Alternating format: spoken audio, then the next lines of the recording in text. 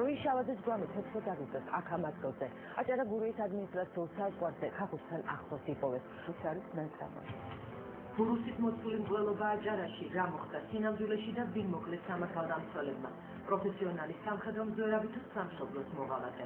მუშაობდა საზღვარზე ცოტა ინფორმაციის მოპოვებაზე. რა ინფორმაციას ფლობდა როიშავაძე და რატომ არ საიდუმლოებენ ძალოვანები მის მკვლელობას? ხონია პირადი თანხმოებები სამხედრო ჩინოსთან თუ გაგუგურებთან გამოძიების დასრულების შემდეგ უკვე კონკრეტულ კითხვებზე მოგართულებული ვარ პასუხები. პასუხები კითხვებზე, რომელიც ომის შემდგომ საქართველოში გაჩნდა. მთავრობა მიწოდა მოღალატე იყო. ქუჩაში რატო კლავდა? ვინ არის მაიმუნა, რომელიც როიშავაძის საქმეში ფიგურირებს და რომელმაც სამხედრო მძვერავის სახლიდან გამოიყვანა? აჭარელი მასტერას ისტორია ამ კაცზე ლაპარაკს ბათუმში ევიდებიან. ჩვენ მოგიყვებით კუდის თანამშრომლის სკანდალურ ამბავს.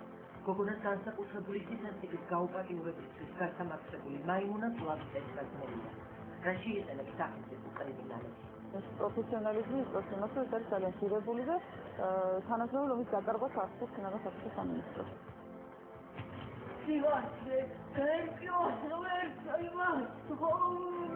უცნაური გაუჩინარებების სერია გრძელდება ჭუბერის სატყეოს 31 წლის თანამშრომლის ზედებს. სინდელიანების ოჯახის ტრაგედია კვირის რეპორტაჟში. Some სოფლიოს შეუძრავდა არის პატიებს ჩემი წესიერი უჭკვიანესი დათოს ასეთ მდგომარეობაში ყოფნა. პატიმრობა ქართულად ბრალდების სასამართლოსა და განაჩენის გარეშე. რაში დაჭირდა უშიშროებას დავით სინდელიანის მოტაცება. უფლება არის თანამშრომლის იცოდეს სად არის თავის შვილი, რა ბრალი ედება. სამთვიანი დუმილის შემდეგ სვანეთი ხელისუფლების გამჭირვებზე პასუხს ელოდება.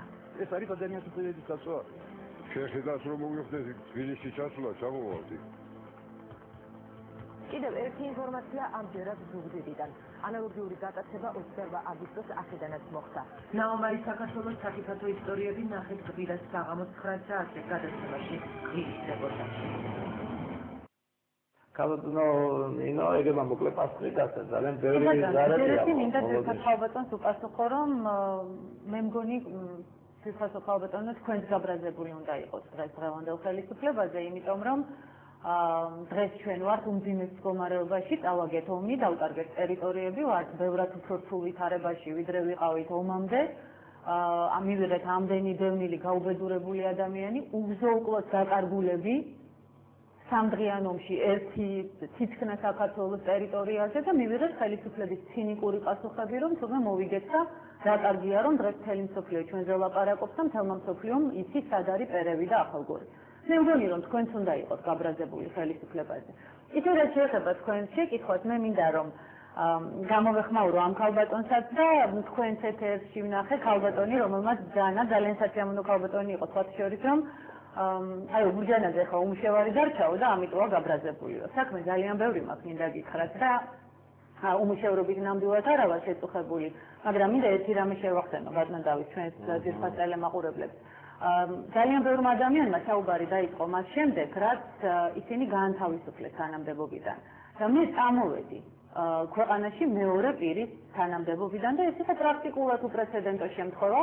მე ვიყავი პირველი ნომერი სიაში, მე მქონდა გარანტირებული პარლამენტის თავმჯდომარეობა და ეს კითხვის ნიშნის ქვეშ მე მგონი არ დგას და მე ვარიცხვი ქვეყანაში მეორე პირის თანამდებობაზე, გარანტირებულ პარლამენტის თავმჯდომარეობაზე, იმიტომ რომ მიმაჩნდა რომ ისე გაგრძელება, როგორც ამას ხელისუფლება აპირებდა რომ გაეგრძელებინა ქვეყნის პოლიტიკის მიმართულებით, აღარ შეიძლებოდა და ვინაიდან მე გავინახე რომ բոլო რესურსები ამოვწურე მე გუნდის შიგნით იმისა რომ რამე შემეცვალა და რომ აღარ მქონდა უბრალოდ აღარ მექნებოდა შესაძლებლობა რადიკალურად შემეცვალა მართლობითი სტილი რომელიც მე არ მომწონდა შემეწყვიტა ის რომ რევოლუციური რეფორმები აღარ გაგრძელებულიყო ქვეყანაში და ელემენტარულად ქვეყანა ნორმალური რეჟიმის ცხოვრებაზე გადასულიყო მე კიდევ ერთხელ ვამბობ ქვეყნის მეორე პირობაზე ვთქვი და ეს არ არის მარტივად მისაღები გადაწყვეტილება მინდა გითხრათ. მე კიდევ ერთხელ მინდა დავაფიქსირო, მე შეამონა რომ თქვენ ხელსაყრელს უყურებთ ძალიან კარგია, რომ პირველი პერიოდი არქივალი ბევრი აღარ არის, ვინდა სისტემატური მაყურებელი ყოფილიყავ ჩვენი გადაცემით. ხალბატონო, არის ბევრი ზარები არის, მე არ შემიძლია აკითხოთ გუშინ ბატონ ლევან ბერძენიშვილი ბრძანებდა, მე როდესაც დავაანონსე თქვენი სტუმრობა ჩვენს ეთერში, ბატონმა ლევანმა გამოთქვა სურვილი, რომ დამეცვა შეკითხვა 11 ნოემბრის რბილად ვთქვათ, უცნაურ გადაწყვეტილებაზე საქართველოს პარლამენტის და საგანგებო მდგომარეობის შესახებ. ბატონმა ლევანმა ბრძანა, რომ ფაქტობრივად ყველა დაგმო ის, რომ აქ საქართველოში მიღებული იქნა ეს საგანგებო კანონი, მე ამიტომ თვითრეკლამაციას ვეუბნე, შვიდში ჩვენს მიგვაყოლეს აიმებს და ჩვენ ცოტა ცივილიზებულად მოგვექნა იცოდნენ ჩვენ თანამგზავრზე არ გავხდით და ამბავზე გამოგვიქეს რუბინიკი და საერთოდ კურიოზები და მოგიყვეთ ჩვენ მაშინ ბატონ ნოღაიძეს ოფიციალური წერილი ვაახლეთ ვითხარით რომელი კანონისა და რის გამო ჩვენ არ გაგვიქცა ის რაღაც განცხადება რაზეც მთელი ამბები აწოდები საერთოდ ფულსელი გამომიწენა ხელმოწერილი სარელი ფულსელი ეს არის მეგონი ეპისტოლარული ჟანრის შედევრი პრემიერ-მინისტრმა მომწერა სარელი და შენახული მაგრამ ძალიან ბევრ საერთაშორისო ორგანიზაციებს გავაცარიე არისო ის რაღაც სუდი საშინელი აი ხათაიო არანორმალური დღეები იყო და ოფიციალურად 7 ნოემბრის საშინელება 11 ნოემბრის პარლამენტის სტომას დაუდასტურებიათ და გამოგვიცხადა რომ საგანგებო რეჟიმში ვართ ყველა მთელი საქართველო. თქვენი კომენტარი.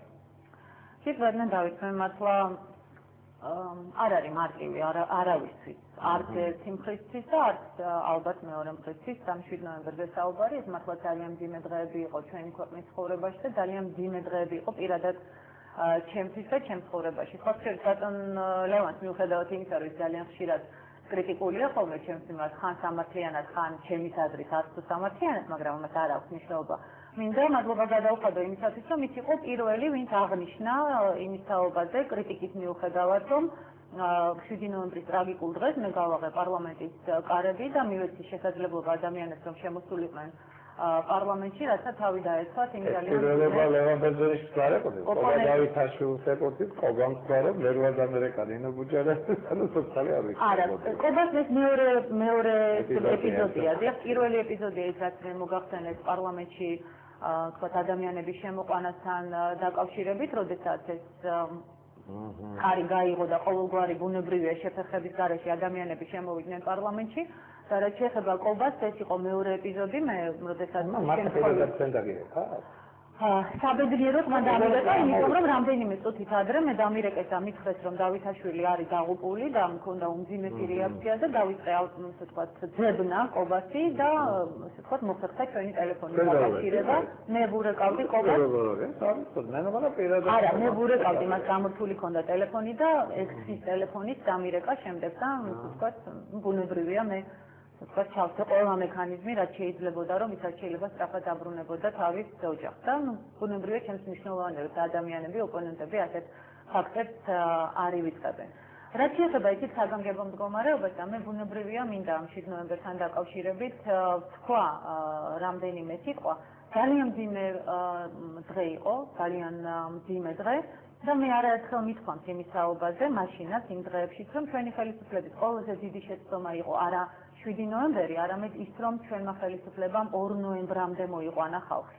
რომ ჩვენ ბევრი გაკეთებული საქმის მიუხედავად, ხო შორის მე არ ვეკუთვნი იმ ადამიანების კატეგორიას, ვინც ყველაფერს გადახაზავენ და იტყვიან, რომ ყველაფერი ცუდი იყო ამ 4 წლის განმავლობაში. ყველაფერი რომ ცუდი ყოფილიყო, ნამდვილად გარსმუნებს არც ეს 4 წელი არ გავჩერდებოდა. იყო ბევრი რამ, რაც კეთდებოდა, უდაოდ, მაგრამ პარალელურ რეჟიმში იყო ძალიან მძიმე შეცდომები, რომელმაც საზოგადოების აღშფოთება ასე ვთქვათ, 10 წალღამდე მიიყვანა და მე ამის თაობაზე ვაფრთხილებდი ხელისუფლებას. იგივე აგვისტოში მე შემიძლია ვთქვა, რომ ძალიან მწვავე საუბარი მქონდა ხელისუფლების გუნდის აქტიურ წარმომადგენლებთან, ქონების ლეგალიზაციის კანონთან დაკავშირებით და მე მათ პირდაპირ ვთქვარი, რომ თქვენ გააკეთებთ იმას, რომ 10,000-ობით ადამიანი მოვამეცი პარლამენტის წინ. ეს საუბრები ხდება ხოლმე. კი, ხდება ხოლმე და ხანდახან იმაზე მაღალ რეგისტრში, ვიდრე წარმოუდგენიათ, რომ ბურჯანაძემ შეიძლება